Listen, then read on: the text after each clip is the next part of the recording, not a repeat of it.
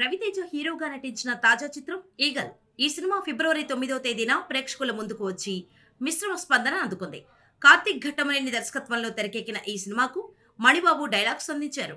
Peoples media factory banner మీద TG Vishwaprasad, Vivek కూచిపొట్ల సంయుక్తంగా నిర్మించిన ఈ సినిమా ఇప్పుడు ఓటీటీలో సందడి చేస్తోంది. అమెజాన్ ప్రైమ్ వీడియోతో పాటు ఈటీవీకి సంబంధించిన విన్ యాప్లో కూడా ఈ సినిమా స్ట్రీమింగ్ అవుతోంది.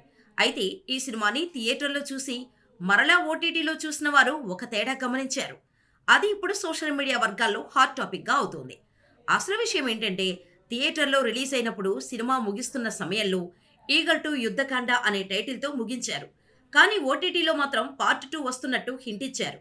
కానీ యుద్ధకాండ అనే పదాన్ని తప్పించారు.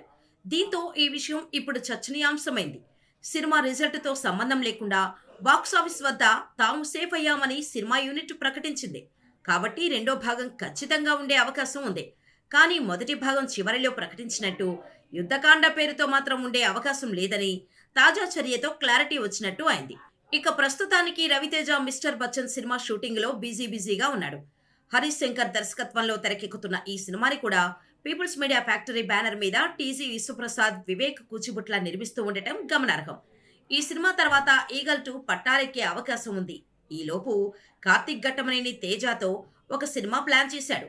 అది కూడా పీపుల్స్ మీడియా ఫ్యాక్టరీ బ్యానర్లోనే తెరకెక్కుతూ ఉండటం గమనార్హం.